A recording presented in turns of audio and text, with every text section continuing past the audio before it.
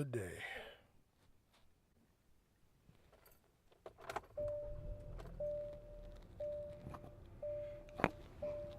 All right, let's ride.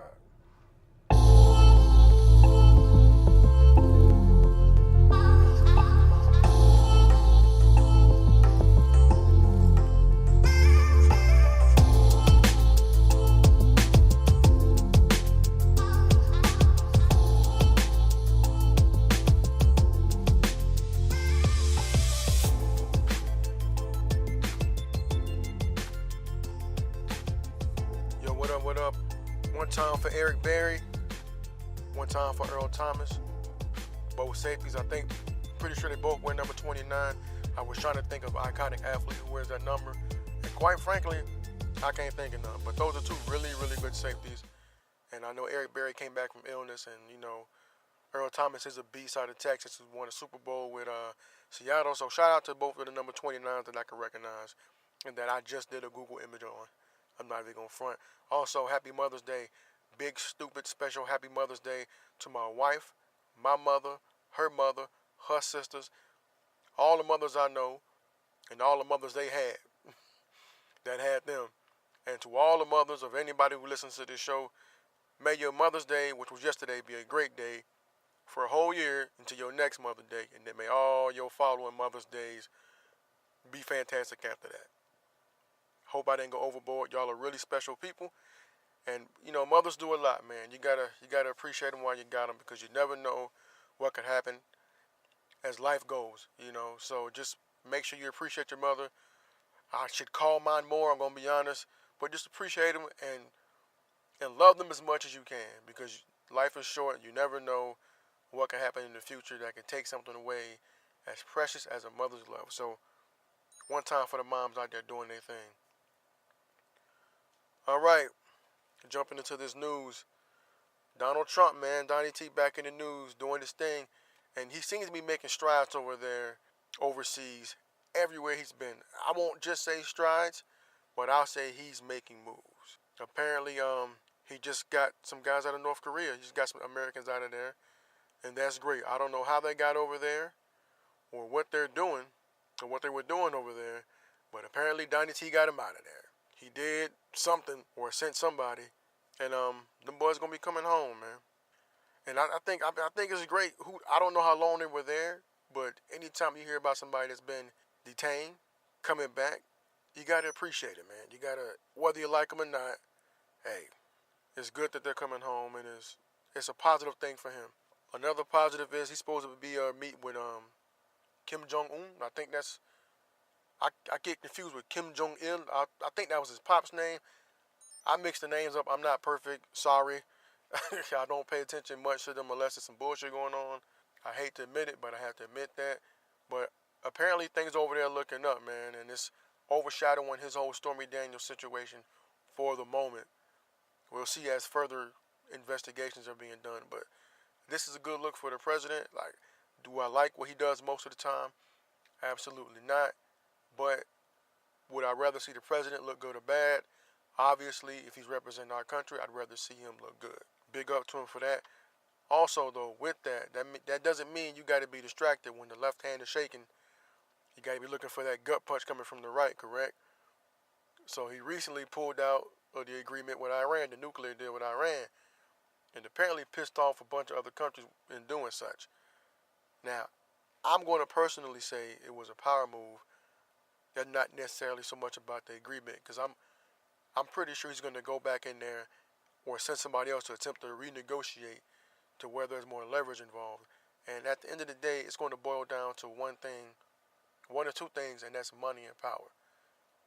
And I looked over very briefly what this deal is about, and it's really about a group of countries, well, the UN, I won't say a group of countries, but the UN ministry coming together and say, Iran, we want your nuclear program to follow such and such.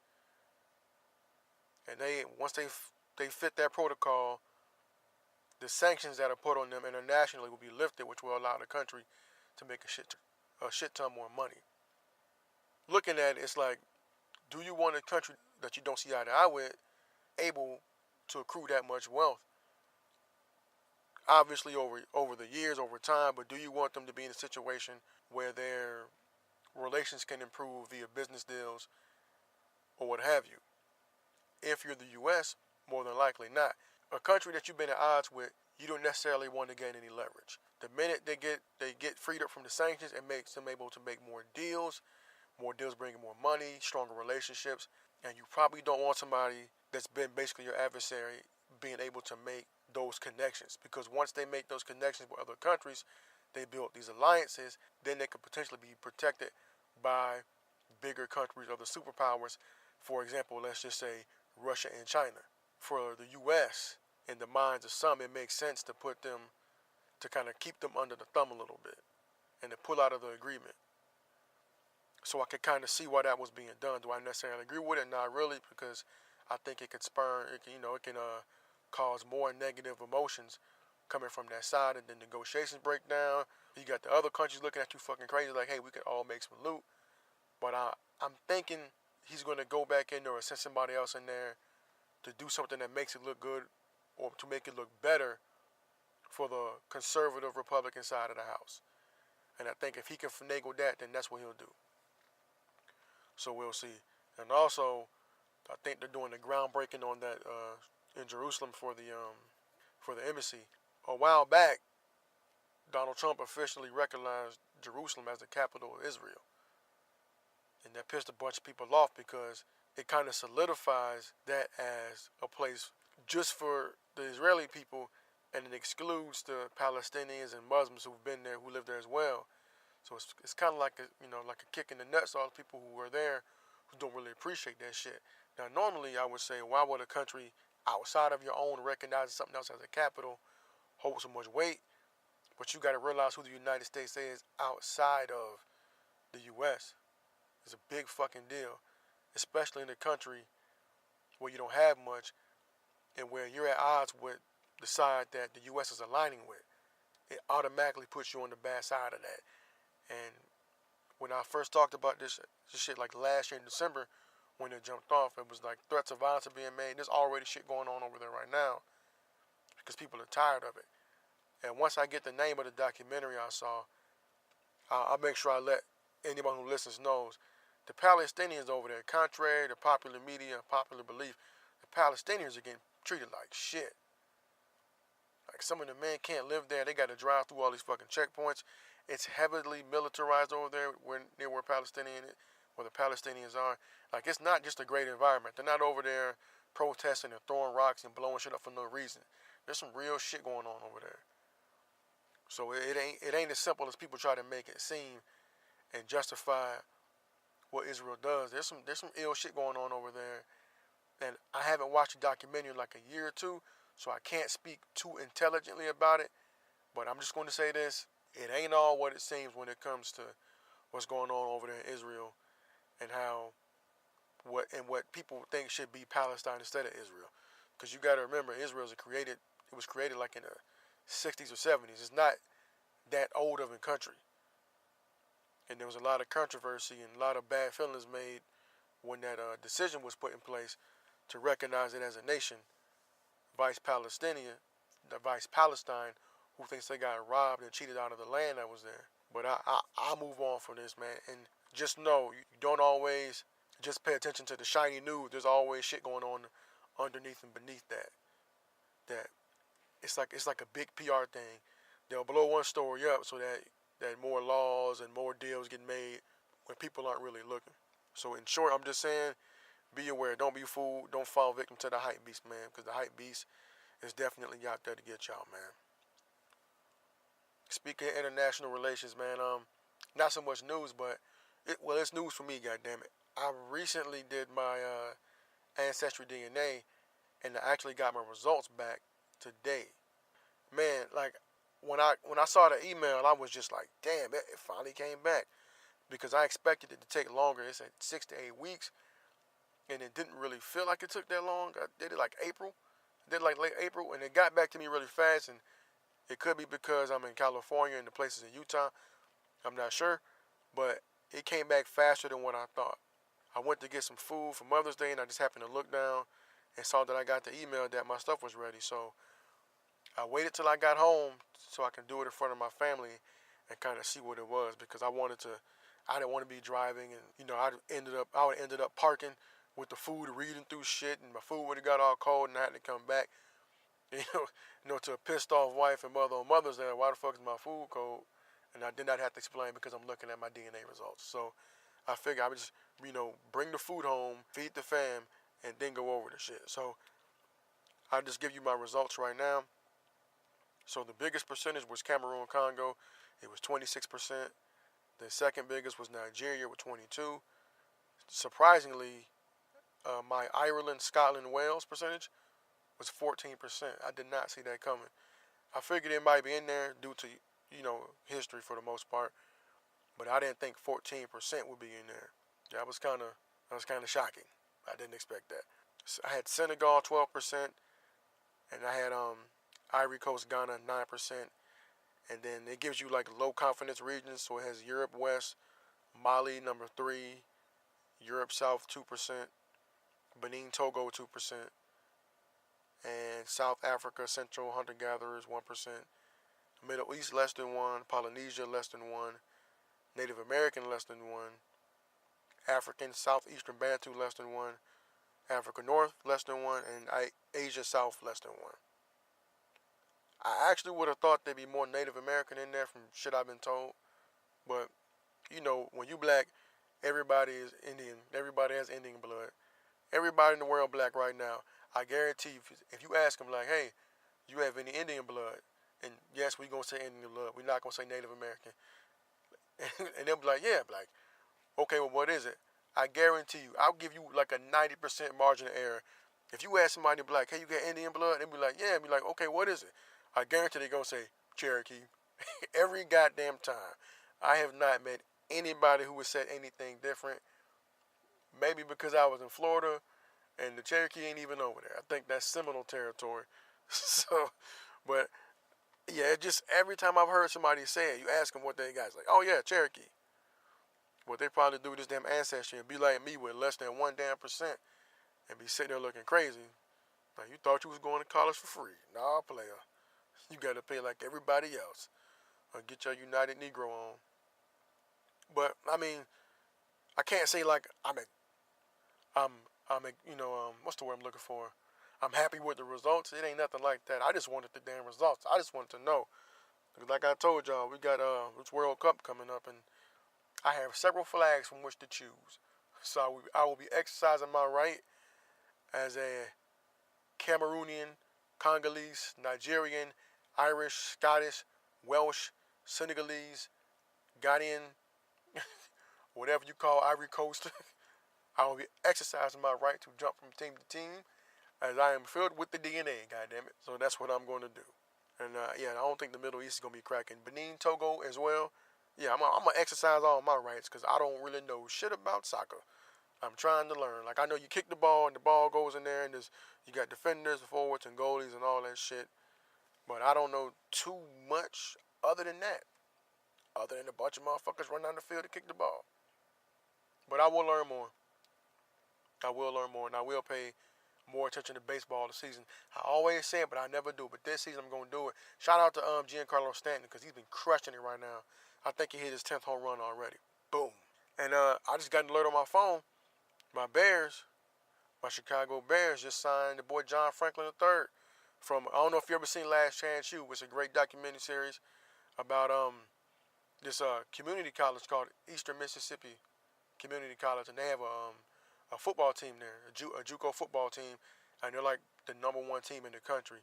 And a lot of guys who fall out from the big schools and big colleges, they go there, and then from there they bounce back and go back up to the major college scene if they're well enough, if they're good enough, and then from there they try to get drafted. And the Bears just got John Franklin III, who was supposed to be a quarterback at FSU.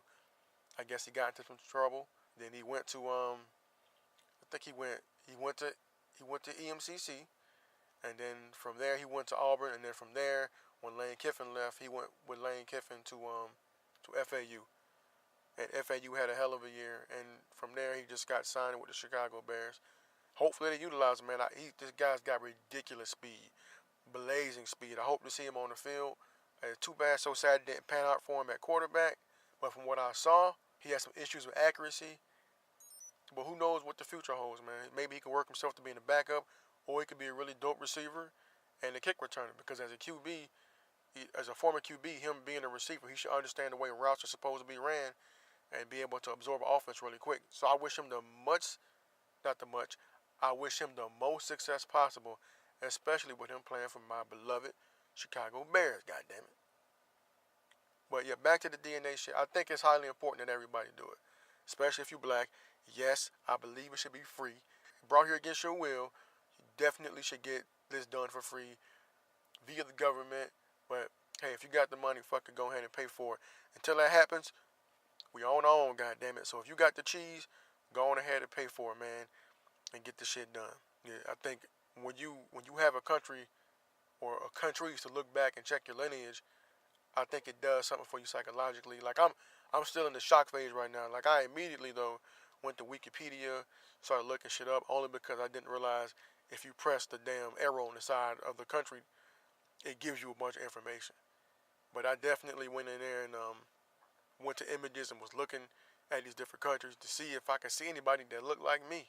Because honestly, I'm trying to figure out where I get it from. I know my mom, my pops, but I just want to see if I have a distinct look that lines up with any other country. Like I've met Africans in the past, and they say you look like maybe West Africa, maybe Ghana, maybe whatever, but you don't know because you're not from there. So for me, I was like, well, once I get my list, I'll look. And did I see anybody? Nah, not really. But when you go and do Google images or Bing images or whatever and look at the people, they don't always have what we consider typical African features. A lot of these people I seen in pictures, if you gave them a low fade or if you just gave them an edge up, you wouldn't even know. So it just kind of goes to show you, when you realize where you're from or where your origin from, it opens up your mind. It makes you want to learn about your history, especially for blacks. It makes you realize you're more than just a descendant of fucking slaves, man. It makes you really think. And I'm gonna make sure my wife does it, because I ended up getting another kid because I'm interested to see what her background is, and then from there we can kind of I guess estimate what we got in both of our kids. But I'm really excited about this. I look forward and to digging further into it, and if I learn any more about it, I'll let y'all know. Also though, it will show you who you're connected to. And I found out I had a first cousin who was on there, about 400 fourth cousins, and a few hundred third cousins. Maybe I think about trying to contact somebody. I don't know if there's a group or whatever, but if at all possible, I would really like to do it because I think it's cool to a certain extent. Though, like I'm not inviting a motherfucker over to my house. Like, nah, we can email. We can't even text, but we can email, and then we can build up. But I'll keep you on the loop with that for those that are interested. And here we go again, man. Back to the playoffs, man. So today, LeBron and them, well, I would say Cleveland, they played Boston and they got blew the fuck out, which I did not see coming, but I probably should have. I think Cleveland is a team that needs to be playing. I don't think they can afford to take a break with the roster they have and expect to jump right in and be competitive. Boston is young, and Boston they ready to run and gun and do their thing. They're going to out-athletic Cleveland flat out. Like, other than LeBron, nobody matches up with them athletically. They have the better point guard. They're better on the perimeter, barring LeBron James. They got Al Horford in the middle. They got Baines. They got Marcus Smart coming off the bench. They got a pretty decent squad, and that's with them missing Kyrie Irving and Gordon Hayward. I still see LeBron and them getting out and going to the finals. Unfortunately, I feel like LeBron is playing to lose. I think they'll get past Boston. It may take 7 days. I mean, not 7 days. It may take 7 games. But I think they'll get past Boston and then lose in either 5 or 6 games to Golden State. I predict Steph Curry will finally get his finals MVP. That's my prediction. I think if he gets there again, especially playing against Cleveland, there's really nobody to guard him. He's going to tear their ass up, because if they meet in the finals again, you got to put LeBron on KD. You absolutely have to. He can't do what he did last year. how he kind of floated around and let other people guard KD. I think it was Tristan Thompson. You can't do that. You can't do that. Like, you got to guard KD this time around if they make it back to the finals. Because if not, they're going to chew your ass up for real, and he'll get another finals MVP. But they'll probably, hopefully, when they get there, they'll have LeBron on KD, and then J.R. Smith will probably guard Steph Curry. But I predict they'll go down in 6 in the fucking finals to Golden State. And that's even if Golden State has a 7-game series with Houston. To me, that just means they're going to be ready to play. They're going to be amped because anybody coming out the East is going to be barbecue chicken. I don't give a fuck if it's Boston or Cleveland. Once they get in that finals, their ass is done. Even if it's Houston going. Whoever they play, it's a wrap. I'm not going to lie. Houston and Boston might be interesting. That might be really interesting to see. But I'm still going with Golden State, Cleveland, with Golden State getting the win. And I'm not sure what happened with Houston and Golden State yet because I'm not watching the game. I'm actually recording this right now when I could be watching the game, but I got to do what I got to do, man. So fuck it. I'm out here with y'all trying to make this work. The NBA free agency, I think that's going to be really interesting next year. People are thinking LeBron's going to leave Cleveland already. I'm not so sure. I would hate for him to do that. He's already left and came back once. His legacy is taking enough of a hit. And I don't think he's at the point in his career where he travels. Like, you've been in the league 15 years. If you go anywhere, it needs to be home. There shouldn't be no more, I'm jumping into this team. Nah, fam, you the biggest fish in the ocean. If other guys want to win, they need to come to you. LeBron is the type of player that shares the ball and depends heavily on his teammates. With him being the best player in the world and all, he don't have those assist numbers for no reason. So he depends heavily on his teammates, man. So for some of his success, now he can go out and give you 40 whenever he wants for the most part. Unless he's having like an off night on the offensive end, he can get you 40 whenever the fuck he feels like. But I still really believe he depends a lot on his teammates because sometimes he'll give you 40 and still fucking lose. So they got to do their job. So if I'm a superstar and my contract is up, I got to consider going to Cleveland if LeBron stays. There's really no reason for him to leave. People say, oh, he wants to win. You got to think about it. LeBron's going to the Lakers. Why would he go to the West? I understand he's going to make any team better wherever he goes. That's cool, yeah. That we all know he's going to make a team better. 20-something points, 7, 8 rebounds a game. Maybe 1 or 2 blocks. That's going to improve any team. But I don't know why people are fixated on him going to L.A. This man is not trying to compete in the West. This man is trying to win championships. And the easiest way for him to do that is for him to stay in the East and stay in Cleveland where he has leverage. Because that whole city knows. Once LeBron James leaves, Cleveland as a sports town is probably going to go in the fucking toilet. It is my belief that with him being there, he brings other athletes there. And I'm not just talking basketball. Like, he's a huge ambassador for Ohio as a state. So if you're a star athlete and you're getting looked at by one of these teams in Cleveland, you're going to want to be there so you can maybe rub shoulders with LeBron James. He's going to the Indians games. He's going to fucking Ohio State games. And I don't know if he's a Browns fan, but if you're a big-time player, in Cleveland, you want to rub shoulders with LeBron. I mean, if I was an athlete and a star in my own right, I'd want to. I'm trying to be around the Browns because they're the hottest thing in the city right now. I mean, not the Browns. I'm trying to be around the Cavs because they're the hottest thing in the city right now. And he can show people, that in Cleveland, you're going to spend less money. And sure, you don't have like all the, you don't have all the weather. But especially if you play basketball, you're going all the time anyway. So why not be somewhere where you can save some money? Great sports towns. You got all 3 major sports there. Great fucking loyal fans. You're going to get all the seasons. And, I mean, you're an athlete.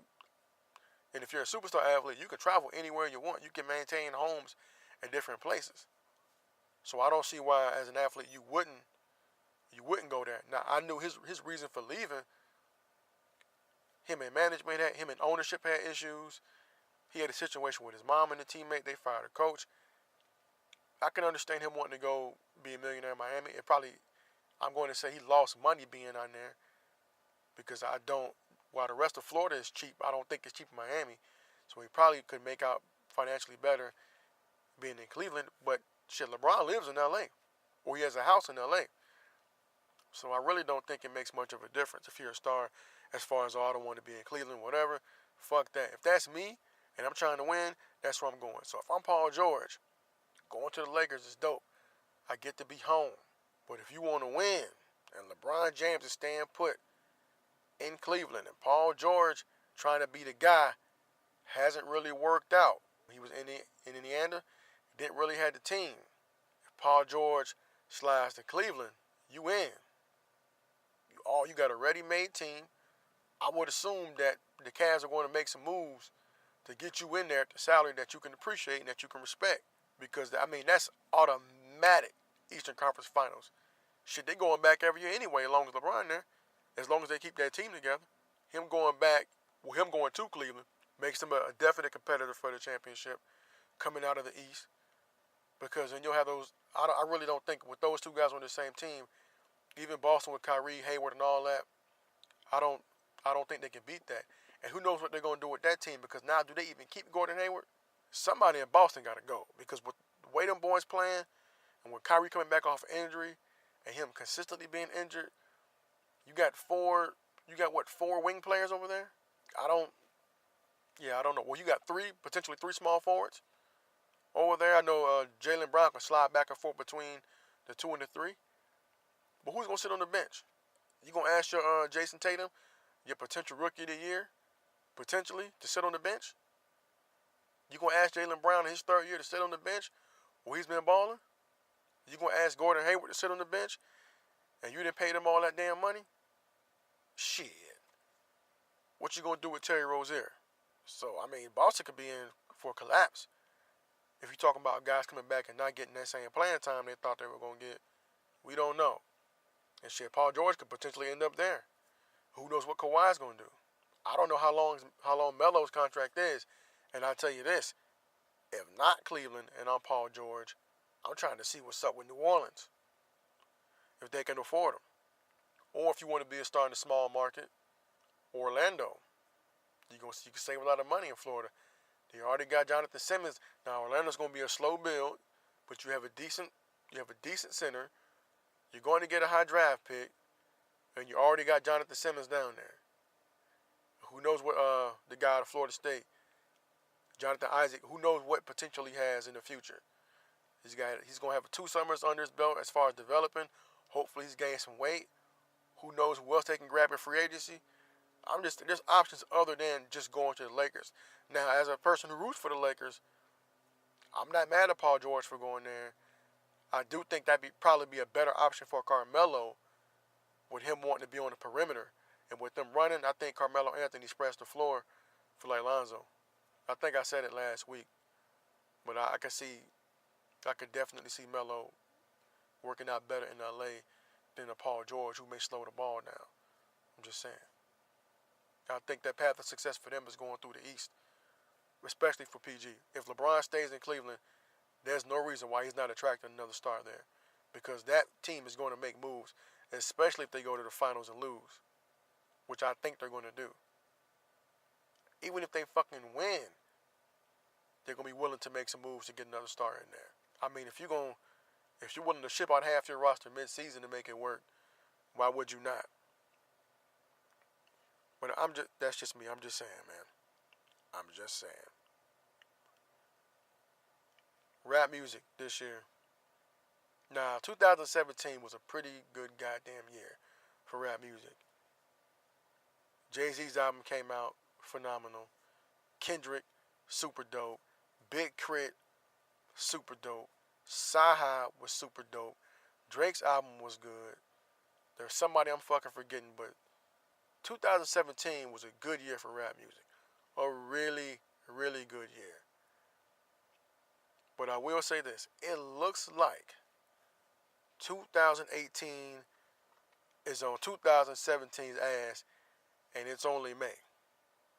We 5 months in, and there's been some good damn albums came out. So Kendrick, he put together, he was the EP, the executive producer for the Black Panther soundtrack. It's fucking dope. It was real well. It was put together real well. I like how it fit with the movie. It's a good album. It's a real good album, especially after coming out right after Damn, because you still hearing those songs on the radio. But that Black Panther soundtrack was a good album. Then you had Nipsey's album came out, and Nipsey's album is fucking crazy right now. I can't listen to it enough. From top to bottom, the intro, the Kendrick Lamar feature, Blue Laces 2, Status Symbol 3 is one of my favorites. Rap Nick is probably my favorite song on the album. It's a really good album. It was received very well and everything, man. So,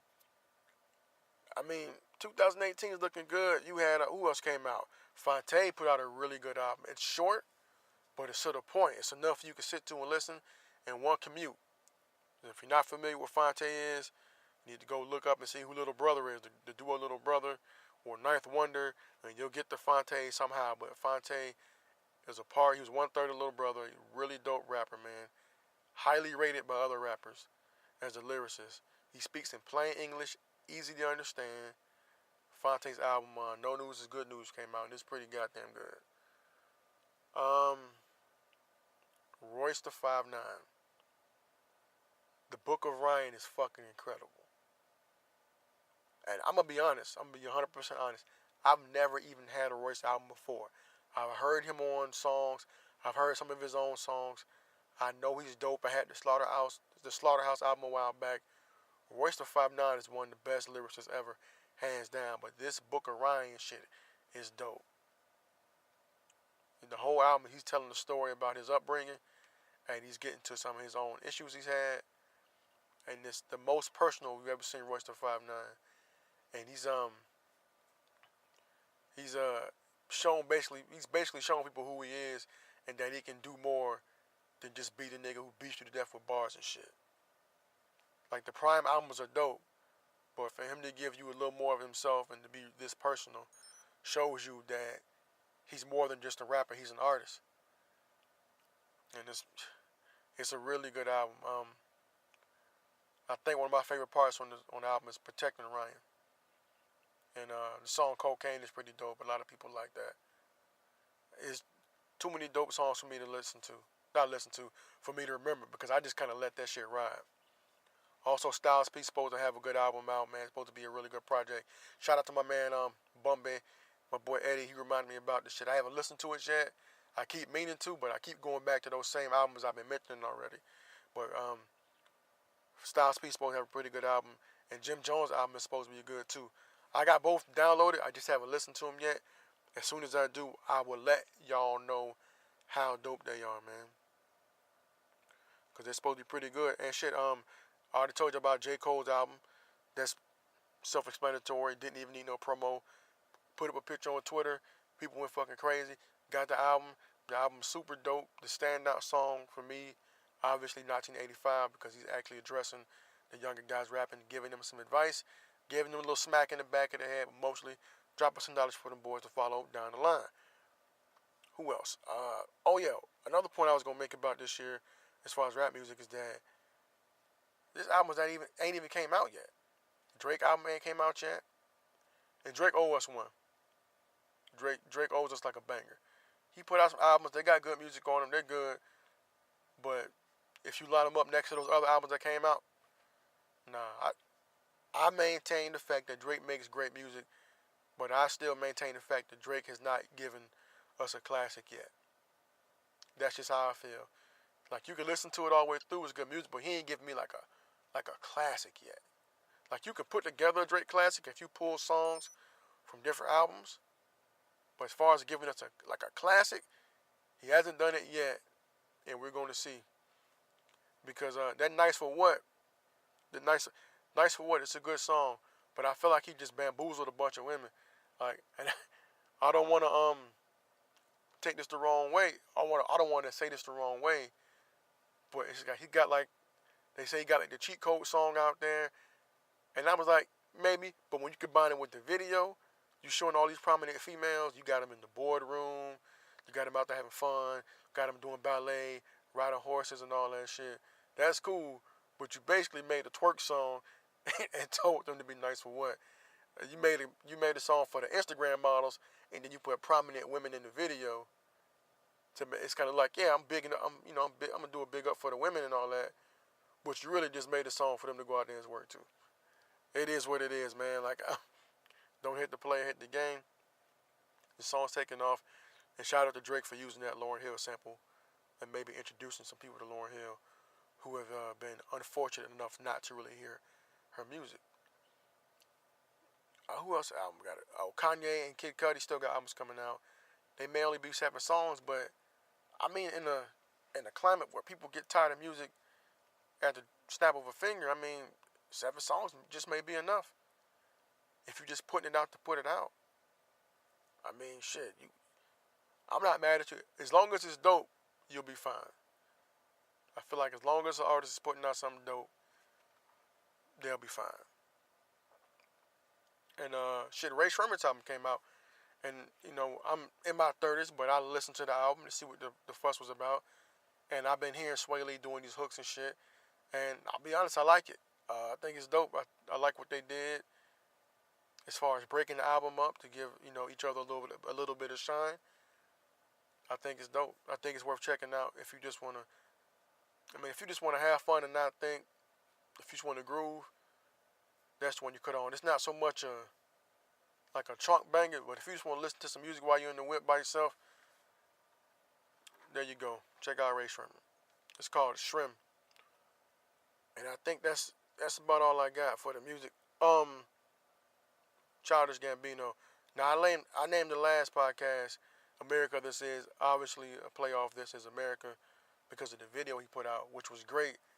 It got a lot of people talking. It's controversial. There's a lot of references in the video. And if you look at it, it's like you gotta look at it like a piece of art. Like, hey, I'm talking to you, but I'm showing you this. I'm waving the left hand, but I want you to pay attention to the right hand. It's like it's the opposite effect of what I was talking about earlier. Like, hey, look at me, but look back here. This is what's going on, and this is a representation of how our country is right now. Like, I'm getting my money, but fuck everything that's going on.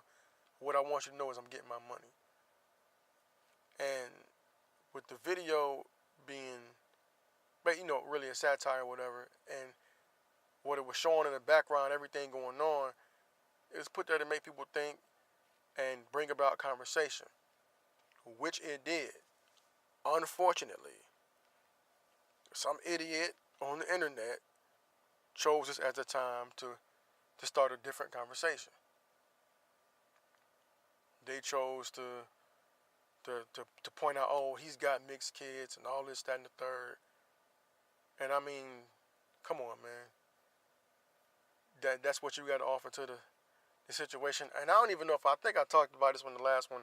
I'm not sure, but I was talking about it with, my wife and everybody, and it made me want to speak about it again, just to, to really explain my thoughts on it as quickly as I can. I will say this. As a person who is looked at as, air quote, woke, does it look crazy? Does it look a little weird when you're with somebody outside of your race? I will concede to you that fact. It does look a certain type of way. Should that overshadow the message? Absolutely not.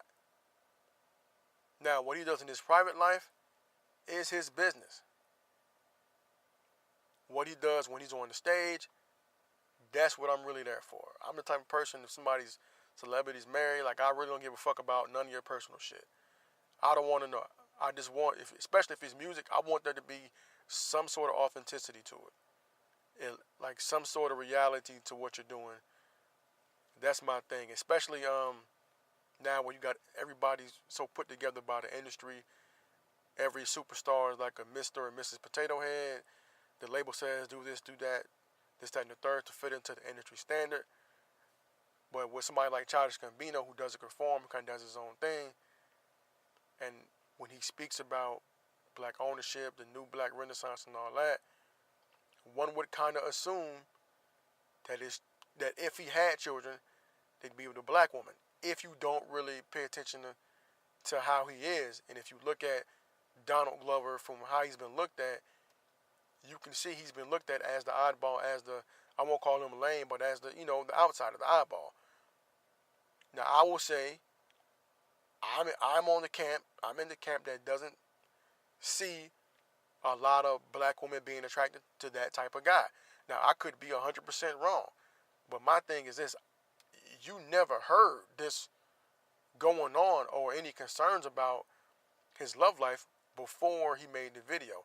Now it wasn't a big thing. It was big enough that somebody tried to blow it up, and I think at the end of the day they'll look stupid because he's a phenomenal artist and he's going to do what the fuck he wants to do, and he's going to be successful, and he hasn't done nothing to hurt the community.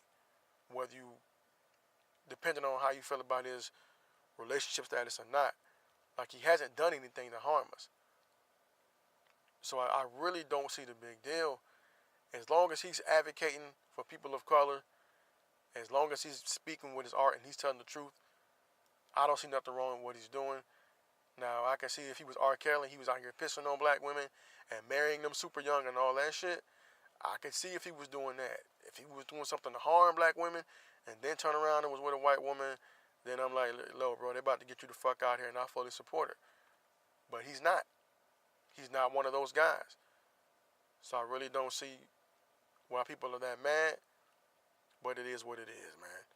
Congratulations to him on his success, and congratulations for people receiving that message the right way and being able to look past this little dumb internet bullshit people got going on, trying to take him down a notch after he's stepping up and doing something on our behalf.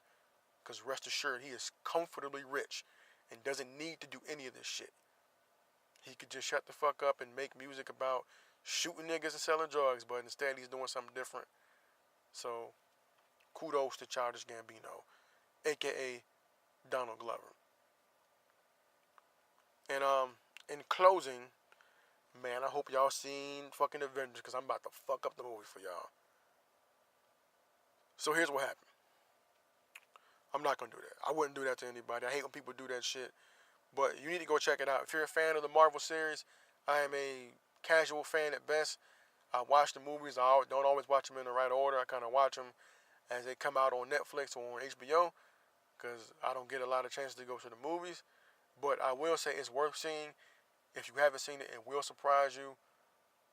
And I did learn one thing from watching this movie, man. Thanos is Michael Jordan. Michael Jordan is Thanos. And once you finish watching it, if you're a sports person, you know what I'm talking about. So on that note, man, I'm out. Remember, learn something tomorrow you didn't learn today. And, make tomorrow a better day than you had today. And just work on, let's improve the world, man. Let's do it one interaction at a time. And read. Don't be like me, read. My attention span is too short. I'm trying to get back into it. I got 5 or 6 books I need to read. And I'm going to have the time to coming up real soon. And I will be trying to tackle that. Also, I'm like a week out from my surgery. And I should be able to pump out another one of these next week. But if the week after that you don't hear shit, nigga on pills, man. And I ain't up to it. I'm going to have to figure it out. It's my shoulder. I'm going to be laid up. But I will definitely do my best to get on here and do it again, because I like it. All 4 of you people that listen, I appreciate you.